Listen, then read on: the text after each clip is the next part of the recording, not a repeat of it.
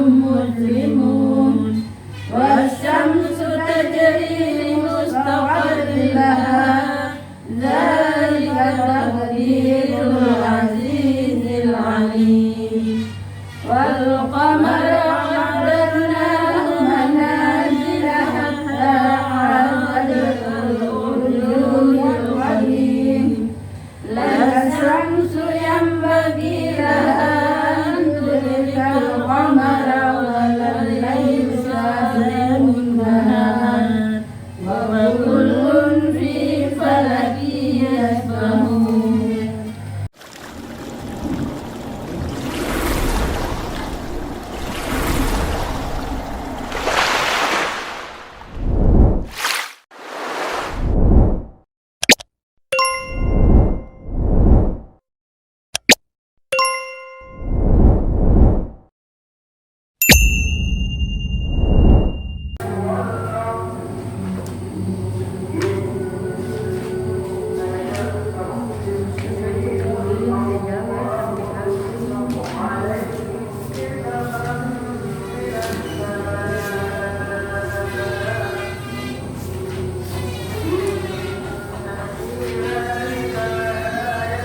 Bismillahirrahmanirrahim. Assalamualaikum warahmatullahi wabarakatuh.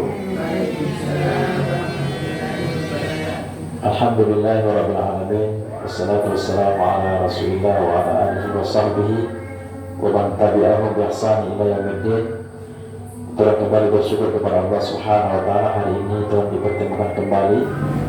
Berarti Allah masih berikan orang waktu untuk mengumpulkan segar yang bertujuan untuk mengumpulkan amal soleh sebagai bekal dalam kubur menghadap Allah Subhanahu wa taala.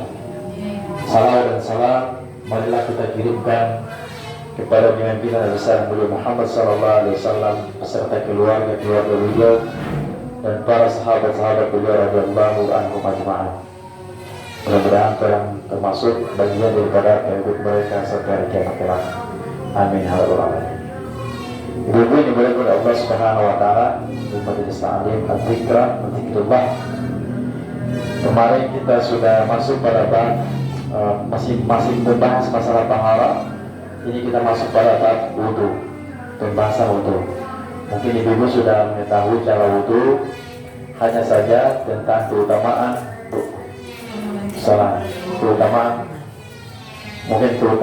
dan fadilah wudu itu mungkin kita bahas di sini. Pembatalan wudu, kemudian itu dengan mungkin hukum makro dalam berwudu, dan sampai masuk pada bab selanjutnya masih berpusat masalah at-taharah. Waalaikumsalam warahmatullahi wabarakatuh. Ibu Tati kira-kira lagi buat masak.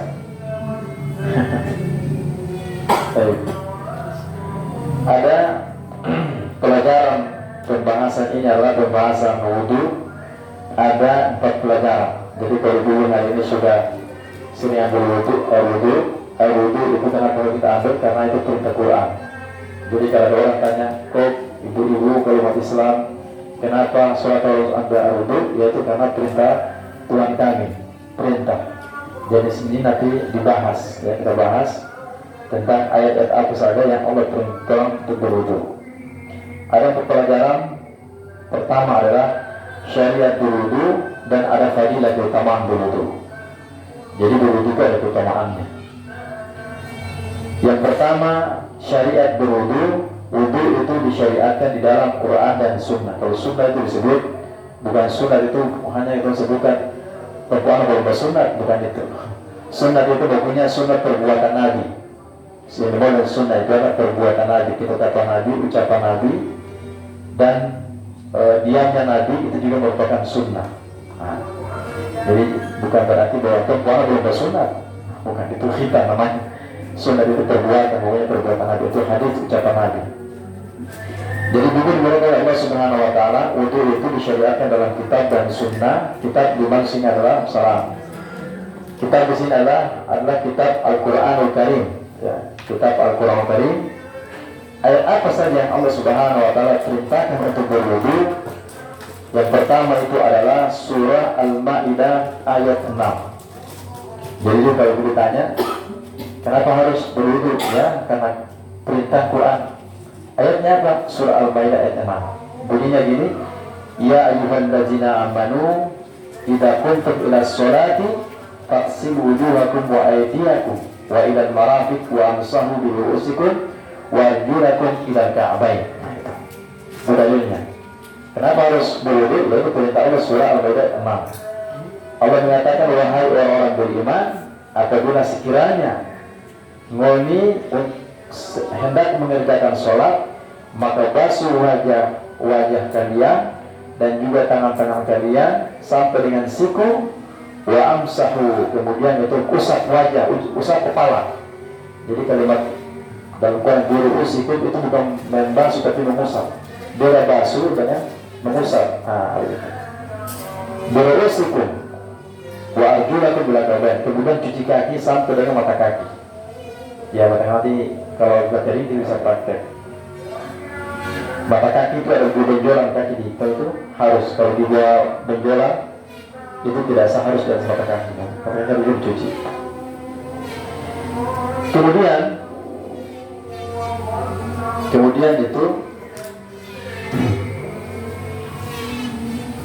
Kemudian hadis Nabi Sallallahu Alaihi Wasallam, dalam sebuah hadis itu Nabi juga mengatakan begini, la tuqbalu salatu ahadikum idza ahdatha hatta yatawadda. Kata Nabi, tidak akan pernah salah seorang, tidak pernah di antara umatku itu sholat salah seorang di antara kalian, di antara orang ini misalkan, tidak akan diterima idza ahdatha, apabila orang itu sudah berhadas, hatta yatawadda, sampai dia bersuci kembali, dia berwudu kembali, baru sholatnya diterima. Dipahami ya? Kalau kita bahas masalah hadas ya, ada hadas, ada bisa bersihkan dengan air, ada juga dengan tanah dan sebagainya. Yang kemudian itu adalah ada tentang keutamaan berwudu. Ini pernah ya, keutamaan berwudu pernah dengar? Kalau wudu untuk pahala belum pernah dengar belum? Belum. Nah, saya bacakan sini ada keutamaan berwudu. Ada salah satu kisah Rasulullah itu dia pernah berdialog dengan para sahabat begini. Kata Nabi, ala adullukum ala ma yamhullahu bil khataya. Saya akan tunjukkan kepada kalian, mau enggak? Gitu kata Nabi. Ada sesuatu perbuatan yang Allah Subhanahu wa taala jika mau dilakukan itu Allah menghilangkan atau menghapus kesalahan itu. Wa yarfa'u darajat. Lalu kalau mau diamalkan itu Allah meninggikan mau punya derajat. Tentu para sahabat mengatakan itu, bala ya Rasulullah, kami mau. Nah, apa kata Nabi? Isbabul wudu ala makarihi kaffaratul khuta ila masajid. Kata Nabi, perbaguslah, sempurnakanlah, cantiklah gitu ya, berwudu dengan berbentuk kesalahan kalian, kemudian memperbanyak langkah menuju masjid, wa intazaru sholati ba'da sholati fadzalikum riba. Lalu seseorang itu dia berangkat ke masjidnya, lalu dia menunggu sholat yang satu dengan sholat yang lainnya. Kata Nabi, fadzalikum riba, maka itu adalah riba. Riba itu artinya orang suka berjaga-jaga untuk beribadah. Kalau riba ini sama dengan nanti kalau Syekh Palestina datang, itu mereka berjaga-jaga di perbatasan dan pada musuh lewat itu namanya besar. Riba tentuan maksudnya dalam wudu adalah kalau orang sudah wudu datang ke masjid, tiba-tiba itu atau sholat maghrib misalkan, atau mau pulang saya baca Quran lalu di masjid dia baca Quran dulu sampai dia sholat, tunggu sampai isya, ada sholat isya baru pulang, itu riba namanya, itu pahalanya besar ya. Jadi lebih ada pada saat pulang nonton TV misalnya, nonton India misalkan, atau saya bakar laptop misalkan, mendingan saya baca Quran habis sholat itu bisa pulang, itu riba namanya, itu pahalanya besar. Nah kemudian kata Nabi, idza tawaddala abdul muslimu al-mu'minu faghassala wajhahu, apabila di antara umatku, umat kaum muslimin dan muslimat, dia membasuh wajahnya, kharajat min wadi khul khati'atin nazara ilahi bi'ainihi, dia membasuh wajahnya, maka terasa di ketemu punya wajah ini kesalahan akan keluar dari punya wajah. Jadi dulu basuh wajah, insyaallah kesalahan itu akan keluar dari punya wajah. Setiap kesalahan dengan setetes air wudu, insyaallah akan keluar ketentunya kesalahan-kesalahan. Kemudian kata Nabi, fa idza ghassala yadihi kharajat kullu khati'atin. Siapa pula lalu dia berwudu membasuh tangannya, maka setiap kesalahan-kesalahan dari tangannya akan keluar sampai dengan air yang menetes dari wudu itu akan menghilangkan dia punya berbagai macam kesalahan. Nah, itu kan? Ini dia punya fadilah. Kemudian kata Nabi sallallahu alaihi wasallam, hatta yakhrujul naqiyan minal dzunub. Dia lakukan itu terus menerus ketika berwudu, insyaallah dia punya dosa-dosa yang akan hilang. Nanti kita masuk di bab tentang masalah sholat. Rupanya nih, ini nanti dia merangkai sampai di bab sholat. Nanti sholat itu rupanya setiap kata melakukan itu punya dosa hilang. Tetapi tetap meninggalkan sholat itu juga nanti betul-betul dia punya dosa. Nah, tentunya nanti ada dosa besar, ada juga dosa-dosa yang dimaafkan oleh Allah, ada dosa-dosa yang tidak dimaafkan oleh Allah kecuali dengan cara bertobat. Ini yang membahas juga. Kemudian terutama fardu wudu ada juga dengan sunnah wudu. Nah, yang pertama itu adalah faraid wudu. Wajib-wajibnya berwudu itu adalah seorang itu berniat. Bahwa harus berniat. Niatnya itu adalah kata para ulama admu qalbi ala fi'il wudu imtithalan li amri Allah ta'ala. Jadi kita berwudu itu pertama dengan niat. Kenapa dengan niat? Karena mengikuti perintah Allah untuk melakukan perbuatan wudu. Nah, itu Nabi mengatakan begini, innamal a'malu binniyati. Segala amal perbuatan itu tergantung dari niat. Itu wajib-wajibnya berwudu. Jadi ada di sekolah itu biasanya guru kasih PR sama murid-murid juga di sanawiyah. Nanti ada mana wajib-wajib berwudu, mana juga sunnah-sunnah wudu. Ini wajib berwudu niat. Yang kedua adalah membasuh wajah. Membasuh wajah mulai dari pesta sampai dengan di bawah dagu, sampai dengan ujung kuping sampai ujung kuping yang lainnya. Itu wajib-wajib berwudu. Kenapa begitu? Ya karena surah Al-Maidah ayat 6 Allah memerintahkan begitu, fa'aksilu wujuhakum. Basuhlah wajah-wajah kalian. Jadi wajah itu mulai dari sini sampai dengan kuping sini sampai di bawah ini wajah. Jadi jangan wudu coba wajah coba itu bisa panggang, ya boleh kita bisa panggang terus. Jadi wajah dari sini sampai ke sini. Nah, itu wajah. Kemudian itu wajibnya berwudu adalah mas'ur ras'i minal jabhati ilal qafa, mengusap wajah, mengusap kepala sampai dengan belakang tutup sini. Boleh bisa ini sampai dengan belakang tutup seperti ini. Ya. Ini mau sholat dulu atau gimana? Sholat ya? Ya. Oke. Mengusap kepala sampai dengan belakang tutup itu berwudu. Kenapa demikian? Ya surah Al-Maidah tadi diperintahkan wa amsahu bi ru'usikum. Usap wajah kalian. Kedua, yang berikutnya itu adalah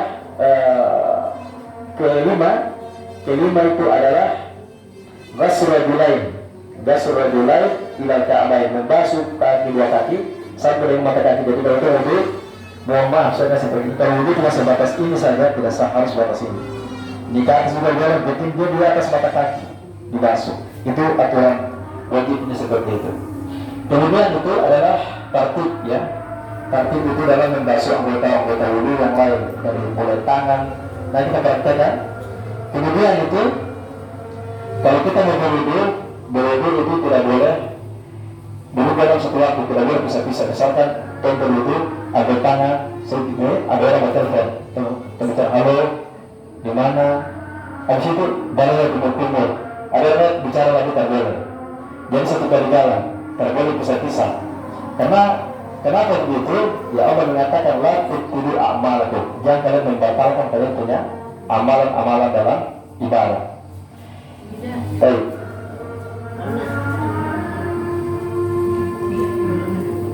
Kemudian ada juga para ulama mengatakan di sini adalah yaitu adalah foto. Para ulama juga mengatakan di sini adalah yaitu boleh juga berwudu itu menggosok badan dulu, menghilangkan laki-laki baru kata berwudu. Tapi ini juga merupakan bagian daripada sunnah saja. Tapi intinya adalah anggota tubuh tadi. Nah, yang berikutnya sunnah wudu apa saja? Saya selesai. Sunnah wudu pertama baca bismillah. Baca bismillah karena itu adalah perintah Nabi sallallahu alaihi wasallam. Kata Nabi mengatakan la wudu'a liman lam yuzkir ismallahu alaihi. Siapa yang berwudu dia mengucapkan bismillah, maka itu tidak ada wudu baginya. Tapi ini hadis ini itu ada para ulama mengatakan dia doa, dia lemah. Jadi ibu boleh baca, kalau ibu sudah lupa dan jadi persoalan. Jadi kalau baca Bismillahirrahmanirrahim, katanya kan jadi masalah. Ada yang mengatakan ini betul Bismillah kata Allah, saya lupa, kan jadi masalah itu sudah sah. Paham? Ya paham. Jadi dia melawan tentang persoalan ini, misalnya gitu ya. Oke. Yang berikutnya itu adalah sunnah-sunnah wudu membasuh kedua telapak tangan, ya, membasuh kedua telapak tangan. Kemudian itu sebelum kedua tangan itu masuk ke dalam ember. Ini ada pada kita ini adalah kenapa bangun tidur itu jangan langsung masuk ke dalam tangan ke dalam ember misalkan. Dulu mungkin zaman dulu itu mungkin belum ada keran atau mungkin belum ada. Jadi mungkin para sahabat dulu seperti langsung bangun tidur langsung dimasukkan ke tangan ini, tangan dua tangan ke masuk dalam ember untuk tidur itu ya. Itu aja. Itu tidak boleh. Nah ini hadis Nabi mengatakan dulu kata Nabi, "Idza istawaiba ahadukum minan nawmi falyatmis yadahu fil ina." Ini kata Nabi. Kalau salah seorang dari kalian antara umatku ini nanti kalau dia bangun tidur, jangan langsung ditentang dulu kasih cor dalam bokor atau ada yang bersitu. Kata Nabi, hatta yakfilaha, sampai dia mencuci tangannya dulu 3 kali, baru boleh dimasukkan ke tangan dalam bokor. Kata Nabi mengatakan begini, fa innahu la yadri aina batat yadahu, karena dia tidak mau tahu, karena orang itu dia tak tahu dari mana tangan itu mohon bagaimana apa orang misalkan mohon maaf, ini masalah itu begitu dibahas itu kita paham, karena ini memang kadang-kadang teman-teman terlepas kelalaian kita bukan begitu lah. Jadi jangan langsung bangun tidur. Kalau misalkan ada keran langsung tak ada masalah, tapi kalau ada keran misalnya itu dimaharap kiduk-kiduk saja, ditumpah tangan dulu, cuci 3 kali baru masuk tangan. Karena kata-matanya dia sampai betul punya aura wajah itu hilang gara-gara punya najis seperti itu. Nah, kemudian itu adalah sebelum berwudu itu alangkah bagusnya kita harus bersiwak sikat gigi. Nah, itu sunnahnya. Kenapa? Karena mengatakan begini Nabi, laulan asyukka ala ummati la amartum bisiwaki ma'akul wudu. Kalau seandainya kata Nabi, kalau seandainya tidak memberati umatku ini berwudu, saya perintahkan itu umatku berwudu dulu sikat gigi dulu baru berwudu. Sikat gigi boleh dengan menggunakan alat sekarang atau menggunakan siwak seperti itu boleh. Tapi ini sunnah saja, dipahami ya. Jangan ketika ibu badan udah buat sikat gigi kalau gara-gara ini terbuka wudu misalkan. Jangan, ini kalau ada terus sikat gigi kalau tidak terjadi soal. Yang penting kita sudah bersihkan menggunakan jarak untuk kumur-kumur. Yang berikutnya adalah sunnah-sunnah wudu adalah berkumur-kumur. Kumur-kumur itu adalah memasukkan air ke dalam mulut dan pupus satu di ke mulut ke membuang. Kata Nabi mengatakan begini, tidak tawadha fabatni. Kalau mau berwudu jangan lupa berkumur-kumur. Nah itu. Kenapa harus berkumur-kumur? Ya karena perintah Nabi begitu betul Nabi. Diperintahkan harus berkumur-kumur. Yang berikutnya adalah al-intishar wal intishar. Ya berkumur-kumur itu biasanya kalau sunnah wudu itu masukkan ke dalam air ke dalam mulut langsung ikut dengan hidung. Biasanya begitu. Hidung baru air itu masuk disuruh ke dalam hidung sampai sakit di sini. Baru orang buang kembali. Nah, kalau lakukan itu supaya kita sehat. Kalau ada darah tinggi, tidak ada tegang itu rajin buang lagi. Kecuali kata Nabi serius dalam wudu. Kata Nabi mengatakan illa antakuna shaim, kecuali mau dalam kondisi puasa boleh. Jangan kata suruh puasa Ramadan, suruh lapar dari pagi sampai sore, kemudian setengah jam itu dimakan kambing gitu, banyak sakit lagi. Terus suruh tahu utak puasa lagi, kan begitu. Jadi harus nanti kita praktekkan soal di pembahasan ini. Kalau berikutnya ada waktu, masukkan air ke dalam mulut, baru langsung hidup 1 kali. Jangan mulut cuci begini langsung begitu. Buang masukkan sampai sakit di sini itu sehat itu. Sakit di kepala juga insya Allah tidak ada. Yang berikutnya itu adalah sunnah juga ada tahlilul lihya. Tahlilul lihya makanya ada orang laki-laki jenggot di sela-sela juga terjadi soal itu sunnah. Karena Ammar bin Yasir itu dia bilang ini Ammar bin Yasir Nabi. Ya saya bersaksi saya melihat Nabi kalau dia wudu dia tuh sudah tidak menjenggot. Itu Ammar bin Yasir. Yang berikutnya itu adalah sunnah adalah membasuh tangan 3 kali. Kalau 1 kali tidak boleh, wajib 1 kali. Kalau kemudian yang bikin 3 kali itu sunnah. Jadi begini, jadi kalau misalkan tanpa wudu itu banyak orang antri, dan ibu-ibu bikin 3 kali. Jangan bikin 3 kali. Kenapa? Karena mungkin ada orang antri. Paham ya? Misalkan pernah dicatat kejadian itu, walaupun orang antri WC cuma 1, laki-laki bergabung di situ, yang satu di slot, ya, yang satu di slot, terpaksa ibu-ibu itu yang lain dong antri. Tapi betul lama sekali, mana masuk di toilet, mana masuk dulu. Jadi ada yang berubah, kita bikin kesimpulan 3 kali. Itu berbeda kalau cuma kasih yang lain. Jadi yang sunnah, yang wajibnya cuma 1 kali, tangan 1 kali, itu juga boleh, bagi 1 kali. Kalau misalkan itu taruh kondisi darurat, tapi kalau taruh kondisi darurat, lekas 3 kali. Dipaham ya? Oke. Kemudian mengusap kedua telinga baik yang dalam dan luar. Kemudian menyela-nyela jari dan tangan dan kaki. Kata Nabi sallallahu alaihi wasallam menyatakan, "Idza tawadda'a fakhalil asabi fadaika yadaika wa rijlaika." Apabila kalian berwudu, maka sela-sela jari-jari.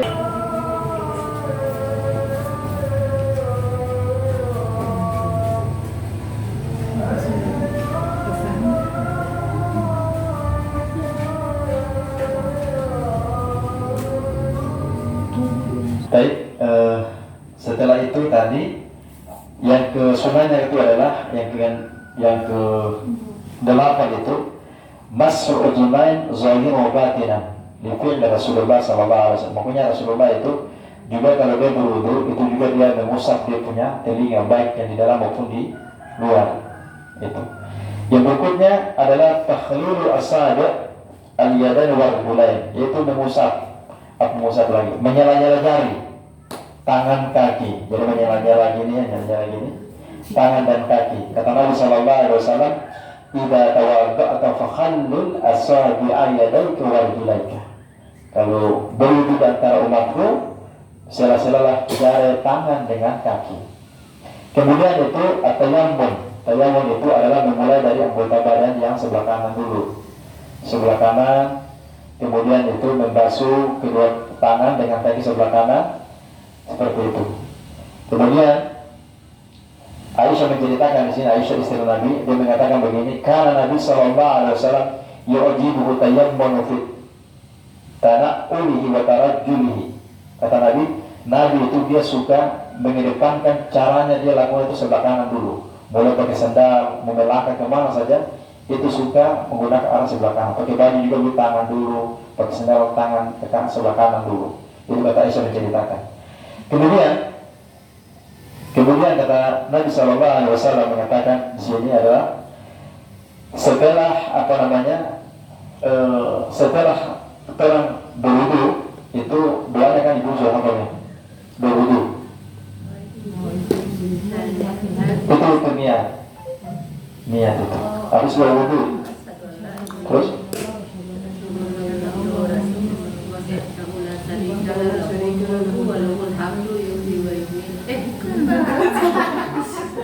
Asyhadu an la ilaha illallah wahdahu la syarika lah wa asyhadu anna Muhammadan abduhu wa rasuluh. Allahumma ij'alni minat tawabin waj'alni minal muttaqin waj'alni min ibadikal sholihin. Oke. Nah, itu faedah ini penutup ya.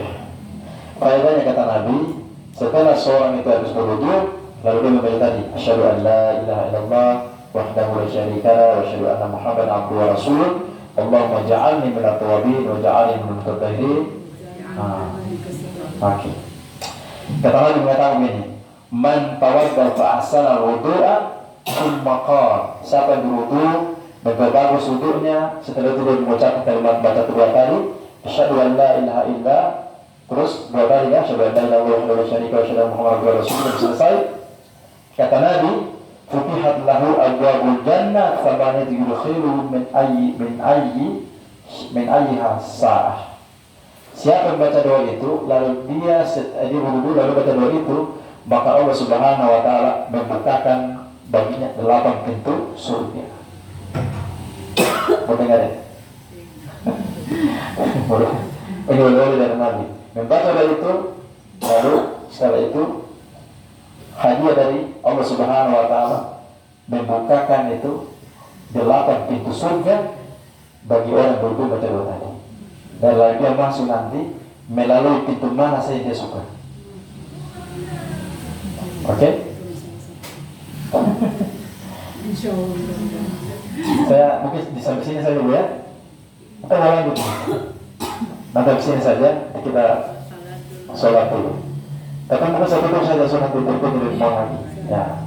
Kita berdoa dulu kepada Allah Subhanahu Wa Taala. Bismillahirrahmanirrahim. Alhamdulillahirabbil alamin wassalatu wassalamu ala Rasulillah wa ala alihi wasallam ajma'in. Allahumma ighfir lana wa liwalidayna warhamna kama rabbayana shaghira. Allahumma inna nas'aluka 'ilman nafi'an wa rizqan thayyiban wa 'amalan mutaqabbalan. Allahumma ansurna 'ala al-mujahidin fi Palestin. Allahumma ansurna 'ala al-mujahidin fi Gaza. Allahumma arina haqqa haqqa warzuqna ittiba'a wa arina al-batila batilan warzuqna ijtinaba. Rabbana atina fid dunya hasanah wa fil akhirati hasanah wa qina 'adzaban nar. Walhamdulillahi rabbil alamin. Subhanallah bihamdika asyhadu an la ilaha illa anta astaghfiruka wa atubu ilaik. Wassalamu alaikum warahmatullahi wabarakatuh.